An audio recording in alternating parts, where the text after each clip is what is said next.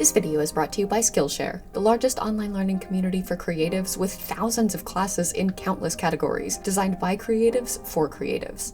Hey guys, it's Celestia, and welcome back to Art Trope Top 10s, the series where I roast the art tropes in media that I hate the most and ramble about my favorites while poorly illustrating myself as all of them. So far, we've done the best and worst of anime art tropes, Western animation art tropes, and character design tropes, creating the cursed gallery of artistic masterpieces you're seeing now and many more in the process. More recently though, I drew the top 10 worst Mary Sue, or impossibly perfect character, art tropes. So naturally, it's time to follow it up with the top 10 best, or kind of best, but also still worst. See, I rank all of these based solely on how much or little I like them, and not on actual critique or the suggestion that any of them are objectively good or bad. So it goes without saying at this point that best doesn't actually mean good, it just means good to me. In this case though, I can't honestly try to tell you some of today's tropes are even good to me. Even based on my own opinions, they should belong in the worst art tropes video. But something in my feral lizard brain has decided that I love them anyway, whether I like it or not. So this is more of the top 10 best Mary Sue art tropes and worst Mary Sue art tropes that I can't justify loving but do anyway. It's my series, I make the rules,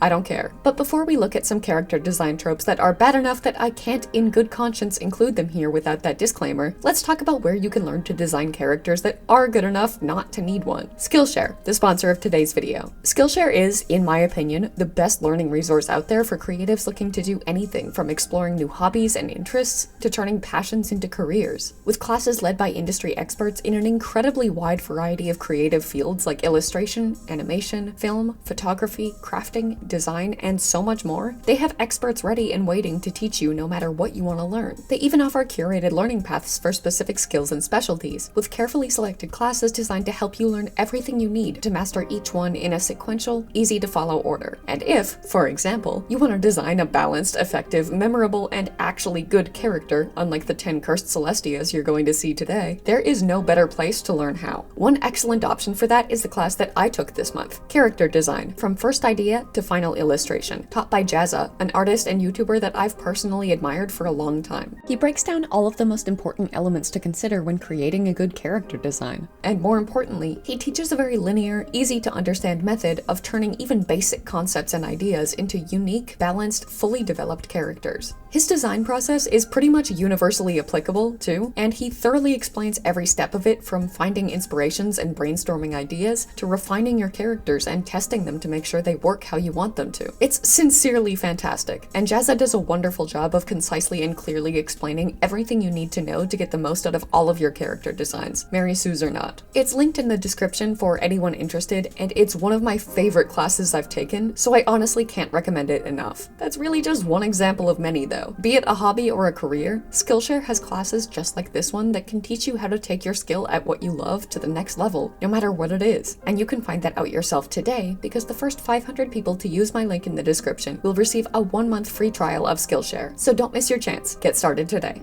Now, that's where you can learn about good character design. This video is where you can bear witness to the best character design tropes that are expertly ranked by such objective criteria as what I think is kind of funny. They may be the worst based on any other criteria, but that's a you problem, and I don't care. Before I start drawing them though, let me just make a quick clarification. I call these character design tropes Mary Sue art tropes because they're most commonly found in impossibly perfect characters that fit that description, not because I'm roasting Mary Sues themselves. You can watch the explanation of my use of the term in more detail in the first video, linked in the iCard above, but suffice it to say that I disagree with the negative connotations and OC shaming associated with the term, and am only using it because it's the most well-known way to refer to this particular type of comedically flawless character. But all of that out of the way, let me start strong with the first Mary Sue art trope on this list that will surprise no one to hear I think is the best: heterochromia, or mismatched eye colors. I know, my overwhelming obvious lack of bias here is unmatched. One of the funniest consequences of making that first video roasting the worst Mary Sue art tropes was getting at least 20 comments saying, "You missed the worst Mary Sue art trope of all, characters with different colored eyes. I wonder why you'd leave that out." And while I did laugh progressively harder with every new comment roasting my heterochromatic Sona's absence from the Mary Sue list, I do have to set the record straight here. I didn't leave heterochromia out because I don't think it's a Mary Sue trait, and that's why Celestia here has it. I left it out because it absolutely is one, and I was saving it for this video with the specific intention of roasting myself for it. It's a prime example of what I meant when I said that a lot of these are the worst tropes just as much as they're the best, because I totally agree with literally every criticism of it. Heterochromia is incredibly rare, and yet that doesn't stop people from giving it to all of their OCs to make them quirky and cool because they're actually so special and not like other girls that statistics don't apply to them. I also find it immersion-breakingly annoying when the characters that have it are stereotypically embarrassed of it, like it's as insecurity-worthy as a gigantic scar, even though every other character thinks it's the prettiest, coolest thing in the world, because quite frankly, it is. And it's basically like them saying, oh, my biggest insecurity is that I'm actually too pretty. I get it all, and I should hate it because I get it. But it's my favorite anyway because my brain doesn't care about logic. I love mismatched eye colors. I love mismatched anything. There is something about asymmetry that makes my brain happy for reasons even I don't understand. And I'm inexplicably drawn to it in pretty much every form. Eye color, hair color, facial features, outfits, whatever. And I realize that makes no f***ing sense because brains are supposed to be biologically hardwired to do the opposite and favor symmetry instead. But this is far from the first or most significant sign that something is wrong with my brain, so I guess that shouldn't be surprising. Beyond that, on a purely visual level, I really like how heterochromia can be used to integrate both the primary and secondary colors of a character design and kind of tie them together, which is why Celestia has it. All of this is to say that I completely agree that heterochromia is a super overdone and cliche Mary Sue art trope that has absolutely earned the distaste that people have for it, but I don't care and it's my favorite and I'm not sorry. The number 2 best Mary Sue art trope is one that I like for reasons I can actually defend, and it's the omnipresent heirloom or accessory that the character constantly wears. Bonus points if it's also the source of their supernatural power or curse or immortality. The necklace that the character makes a huge deal about treasuring and wearing every second of every day because it's secretly magic, but you don't get to know that until you unlock level 6 of their tragic backstory. The ring that's been passed down in the family for 86 generations and was given to them by the relative they lost in that tragic backstory. The pocket watch they constantly carry and open only in secret to stare at somberly to show how sensitive they are beneath their tough exterior because it belonged to someone important to them, or has the date that they tried to transmute their mom back to life carved into it. I don't care what it is, I love this trope. Yes, it's so cliche at this point that it's funnier than it is meaningful, but I just don't care. Overdone or not, I love the narrative of a character having this particular thing on or with them constantly, only to find out later why that particular thing is so important to them. I love that being a way to introduce their tragic backstory or magic powers. It gives a natural opportunity that doesn't feel super forced to present a significant aspect of a character's identity or past once they've reached a certain level of closeness with the person that they're telling about it. And I think it's a great way to give a character almost immediate recognizability based on their association with that object alone. And I get the dislike of this trope when it's something super overdone like a locket with photos of dead parents or an amulet that glows when they're using magic, but they're not all overdone. And there are pretty much endless ways to make them creative and unique and interesting instead. They add character to the character when they're done right, cliche or not, and I love them. And that has absolutely nothing to do with the fact that I've been wearing my great-grandmother's locket every day for the past 10 years. Okay, now number 3 brings us back into this should be the worst and I can't justify why it's the best territory, and it's when a Mary Sue has completely average, nondescript features and yet is constantly described and perceived as somehow more beautiful than anyone else with the same ones. Think Bella Swan, who has ordinary brown hair and brown eyes and no particularly striking or unique features at all, and yet pretty much everyone finds her inexplicably prettier than anyone else with brown hair and brown eyes.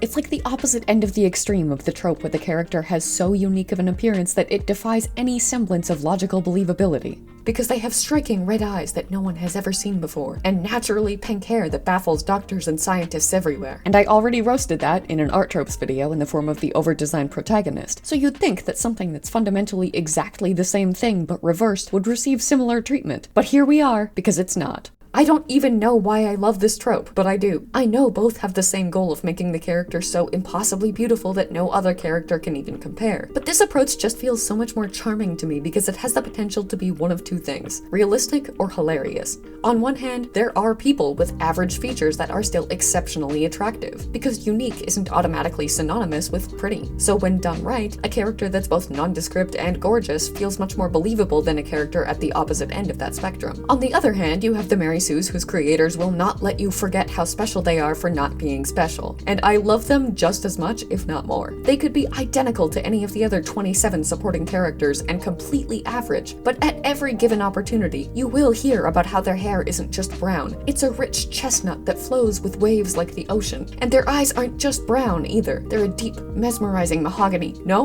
wait, burnt umber. And they glint with flecks of gold and orange and even green when the sun hits them just right. Everyone else, of course, by comparison, gets a here's their hair and eye color before their appearance is never described or acknowledged again. So even when it's done so cheesily and ridiculously that it's borderline unbearable on a physical, even spiritual level to experience, it's unintentionally one of the funniest things in the world. And that's reason enough for me to love it, whether it's a terrible trope or not. Alright, now the fourth best Mary Sue art trope is one that I will viciously defend until the end of time, because cringe culture takes a gigantic shit on it every chance it gets, and I refuse to let it win. The self-inserts. The characters whose appearances are coincidentally remarkably similar to those of the artists who made them, from hair and eye color to height and weight to choice of clothing, and sometimes even name and personality. Since basically the beginning of time, or at least the birth of fanfiction and fan art, we as a society have been making fun of these Mary Sues for being terrible, and their creators for being cringe and embarrassing. Oh, you're just trying to use them to date your favorite characters, internet assholes have cried, pretending they aren't simping for 15 different anime girls whose body pillows their rooms are filled with. And I will tolerate it no longer, because fucking yeah, they probably are doing that. Who doesn't imagine escaping reality and being in the same world as their favorite fictional character? Who doesn't look at the majority of the cast of Bungo Stray Dogs and think, but what if I married all of them? What's wrong with having a strong enough imagination and enough creativity to respond to that by creating a character based on yourself in that world to indulge those daydreams? Anyone who pretends they haven't imagined a self-insert of themselves in their favorite media is either lying or boring, and have never understood why we all pretend we don't, and shit on people who don't hide that they do, and turn those self-inserts into characters. I've talked about how stupid I think cringe culture is in its own video, but suffice it to say that I firmly and angrily believe that self-insert hate is just another pointless manifestation of it. I've made a million self-inserts, and I'll make a million more, because I love fictional worlds and stories so much that I wish I could visit them, and I refuse to be shamed by people too embarrassed to admit that they want to, too. Give me all the self-inserts. It's cool to see how people reinterpret themselves in different settings, and it's cool to see them love a piece of media enough to want to. And people who hate on self-insert Mary Sues are honestly just boring as hell. But I could rant about that forever, and I've already ranted about it for too long. So let's move on to the fifth best Mary Sue art trope. The ones that don't need to bother with normie weapons like guns or knives because they have their one-of-a-kind handcrafted katana, imbued with the power of the gods that glows when they fight with it and is somehow always carried on their back no matter where they are, without consequence or protest. Are they going into an onslaught of wild gunfire where the use of a sword would be about as effective as using a large stick as an umbrella? Doesn't matter. They have the power of God and anime on their side, and they're gonna wield their super special magic sword anyway. Bonus points if it's acknowledged how dumb that is and it fails miserably, but that's not exactly a common outcome for Mary Sues, all considered. My point is, I love the one-of-a-kind weapons that they always have with them and use even when it doesn't make any practical sense to, just as much as I love the omnipresent heirloom items in number 2. And as is the case for most of these, that's partially because I actually like them and partially because they're comedy gold. League of Legends is a prime example of how you can do this trope well and use their super unique special weapon that's not like any other weapon in the world to actually add to and emphasize their character, with the weapon representing and complementing who they are, incorporating recognizable motifs from the rest of their designs, and even achieve some very effective visual storytelling. Whether it's realistic or cliche or not, the one-of-a-kind weirdly exotic weapon Mary Sue trope legitimately has the potential to contribute positively to designs and narratives alike, and in that way I do actually have a legitimate reason for loving it, but it also has the potential to be fucking ridiculous when it's done in an otherwise realistic setting, and I almost love that more. Like Inuyasha walking around modern-age Japan with his demon dog ears and feudal-era outfit, and whipping out Tetsaiga because someone caught him in line at McDonald's. The more detailed and unrealistic the weapon, the more I love it in realistic worlds. Give me more Mary Sues with handcrafted daggers encrusted with magic jewels using them to open their Amazon packages, and give me more people reacting to that like it's as wildly unnecessary as it is. Okay, I fully expect you all to drag my ass for loving the sixth best Mary Sue art trope, but I don't care. It's the edgy early 2010s scene and or emo outfits that pretty much every Mary Sue character had back then, because it's what every 12-year-old making them thought was the epitome of high fashion and cool vibes. Completely black clothes with eye-burningly neon accents and accessories, fingerless gloves, belts upon belts with spikes on them, not to mention chains, clumps of like 15 bracelets on each hand, chokers with locks on them, skin-tight skinny jeans, combat boots, eyeliner hairline are thicker than the actual eyes, and the quintessential hairstyle that burned itself into all of our minds so much that we see it every time we hear the word emo. Now, I'll admit, this is basically a dead trope. That era of fashion isn't even cool to the middle schoolers that popularized it now, so it makes sense that it wouldn't be present in the characters that they make specifically to be cool either. But I look back at my old OCs, the art I favorited on DeviantArt, pretty much any piece of fan art of Ebony Darkness Dementia Ravenway, and my soul is warmed by the memory of a bygone era when their appearances would have been called out for being too Mary Sue-ish because they were just too cool to be believable. It feels like a fever dream now, but I have enough photos of myself in high school to prove that it did, in fact, happen. And there's a soft spot in my heart for any Mary Sue made between the years of 2010 and 2015 that looks exactly like I would have sacrificed a kidney to when I was 12. I can't not love them. They're a part of my lived experience as a millennial. They're a monument to a time in our history when they were a Mary Sue art trope because that was such a sincerely popular look that a character having it was just too OP.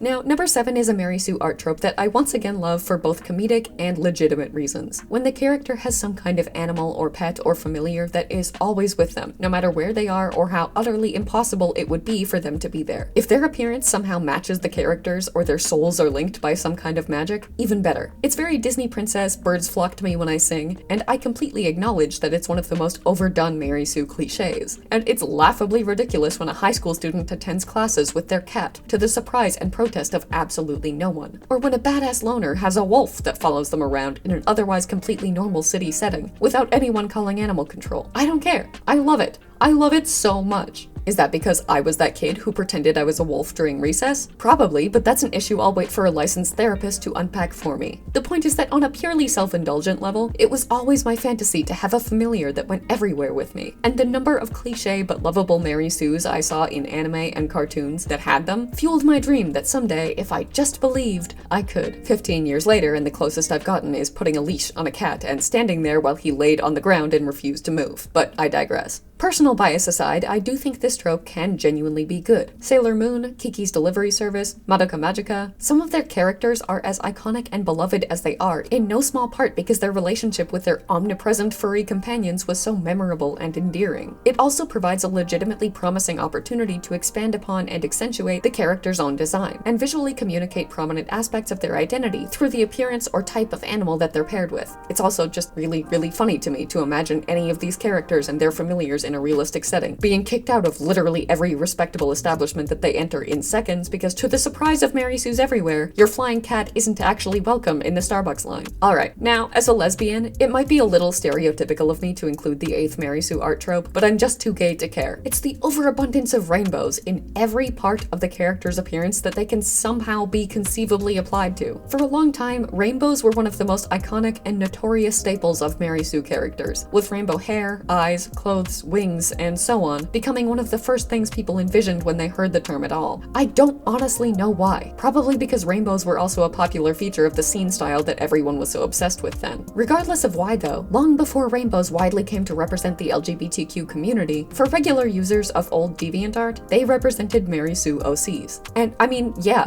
it takes the typical impossible features to a new level. They don't just have one impossible, unnatural hair color naturally. They've got like 20 simultaneously. That reaches a new level of not like other girls that some found unacceptable. And I do get that. I also get that too many rainbows are just way too visually overstimulating, and usually clash and stand out to a jarring degree. I'll acknowledge that it's reasonable to say rainbow everything should be on the worst trope list and not this one, even if solely on the basis of eye strain. I also don't think it's a particularly appealing design element for a multitude of reasons on a technical level, but I do not care. I love it anyway, and I have no defense for it other than that. Rainbows are fun, and people like them, and real people wear them constantly whether you think that's tacky or not. So as far as I'm concerned, characters should be allowed to do the same. But maybe this is all just because of some residual scene kid energy deep within my soul left over from middle school. Maybe it's my innate gay predisposition to be drawn to rainbows. Maybe it's my inner 5-year-old that refused to acknowledge any opinion other than that Rainbow Dash was factually and objectively the best pony back when they still looked like this. I guess we'll never know. But moving on, I'll warn you now that I'm about to contradict almost everything I said in the Worst Tropes video, and I have no justification justification for breaking my own rules other than, okay, listen, this particular instance of immersion breaking lack of realism gets a pass, like just as a treat, because I personally like it based on criteria even I can't pinpoint or understand. That in mind, the 9th trope is when a Mary Sue has distinctly inhuman traits that are very plainly and obviously visible, but don't get noticed or acknowledged until it's dramatically revealed that they are, news at fucking 11, not human. And if you watched the previous video, you see what I mean. Half the tropes I roasted on the basis of them being so unrealistic even within unrealistic worlds that it defied believability and made it impossible for me not to just laugh at them rather than take them seriously. So for me to include a trope that does exactly that, because it's impossibly and unbelievably unrealistic, seems pretty directly hypocritical. And it is. But I think the difference with this one is that it's pretty deliberately not supposed to be taken seriously. And the fact that it's laughably ridiculous isn't immersion breaking if it's supposed to make me laugh. It's almost exclusively done as a gag. And when it is done seriously, I will be the first to put it right back over with the worst tropes where it belongs. Because there's no way I'm gonna seriously believe that no one questioned Rin's fangs and pointy ears and tail before they found out he was a demon. I know there's a canon explanation for that, but my point is that if there wasn't, there's no way I could suspend disbelief long enough to take that seriously. But more often than not, at least in the shows and fan creations that I've seen, it's not a trope that's supposed to be taken seriously. It's a gag that's supposed to be ridiculous. And you being baffled that no one is commenting on this normal human kid's glowing red eyes is an intentional feature.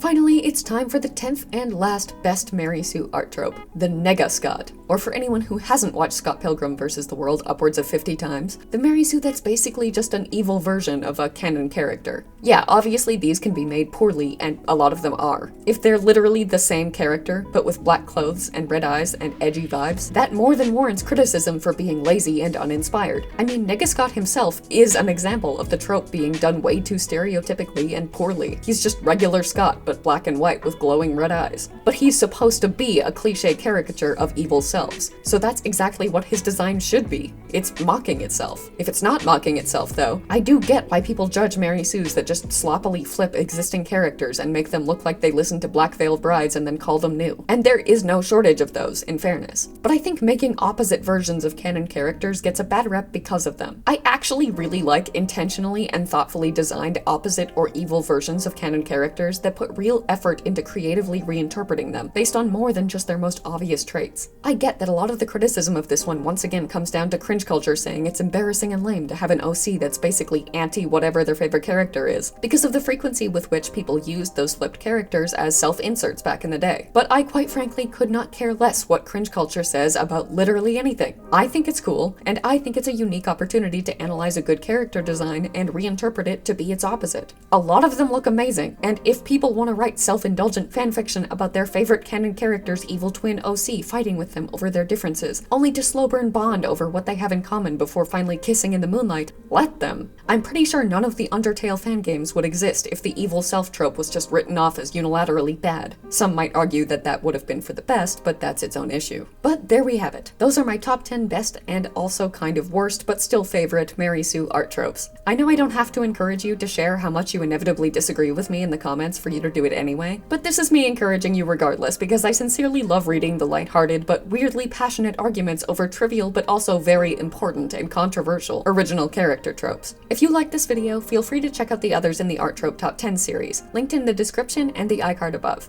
And keep an eye out for more, because I have no intention of stopping with these anytime soon. Next up will be the best and worst hero and villain art tropes, best and worst video game art tropes, and best and worst horror art tropes. But I am always open to suggestions for new ones if you have them too. Thank you for watching, and I hope you enjoyed today's video. Special thank you as always to channel members Joseph Solomon, TZ Pratt, Zelda Deverak42, Haruki Saluzzo, King Good James, CB Lil Thing, Art of Amethyst Fable, Extinction Animation, Andy the Hedgehog, Kai the Memer, Jazz, and Mad Girls Arts, as well as patrons Batman, Kyle Lowe, Blue Swanson, Cora Fear, Jamisha Walker, Alengshi, Kim Yin, Crazy Asar, Gentong, Grayson Xavier, Blah Mage, TC Pratt, Finn, Celine Moongazer, Eldritchia, The Stray Dog, Ulura, Greg Noble, Decagon, Jenny Chan, Catbus, Mac, Lucy Yamajiki, Selena Bibi, Friday, Totally Shogun, Insomniac Sleep Schedule, Wing Tang Wong, Marie Greer, Potato, Jazz, and Willow Redwood. And I'll see you in the next one.